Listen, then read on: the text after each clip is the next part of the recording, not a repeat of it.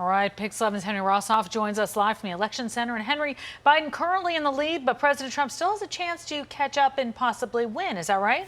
That is correct, but the path is getting more and more narrow, without exaggerating, with each and every passing minute. This is our hypothetical map, and I want to use it to illustrate the work that President Trump has to do. So Pennsylvania is getting tighter and tighter by the minute, especially as they count those mail-in votes in places like Philadelphia and Pittsburgh. But President Trump has to hold that. He has to hold Georgia, which is down to just a few thousand vote difference. And he has to hold North Carolina, where he is actually in better shape. We're expecting Alaska eventually to be called for him. And then the real work begins, as if that wasn't enough. He needs to either take Nevada, which is still up for grabs, but Joe Biden is ahead, or Arizona, where Biden is so ahead, the Associated Press has called it in favor of Biden. So let's assume Nevada is a little bit more doable.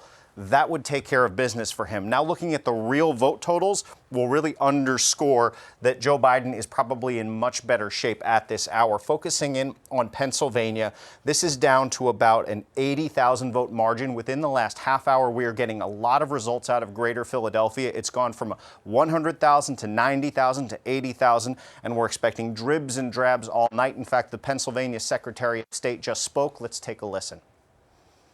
It's very close in Pennsylvania, right? There's no question. And so that means it's going to take longer to actually see who the winner is. But I can tell you that there's several 100,000 ballots remaining to be counted.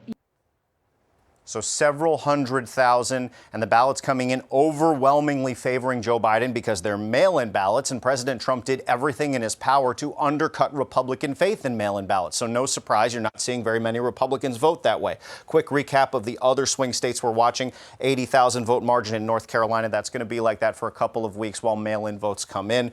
Georgia, this is the other one that's been moving all day. A 9,000 and change vote margin. This one started in the 40,000 range this morning, has gotten tighter and tighter and tighter. Not too many votes left to count, frankly, so we should have a good read on Georgia, perhaps by the time we go on at 10 o'clock tonight. And then let's look at Nevada, still waiting on a big drop of 50,000 votes tomorrow. Joe Biden up by about 12,000, 11,000 votes at this hour. And Alaska, again, we do expect to go to President Trump. By the way, all these swing states, President Trump talking about or having already filed lawsuits. So the game is on, so to speak, and President Trump is scrambling because the math is not in his favor as the votes continue to be counted.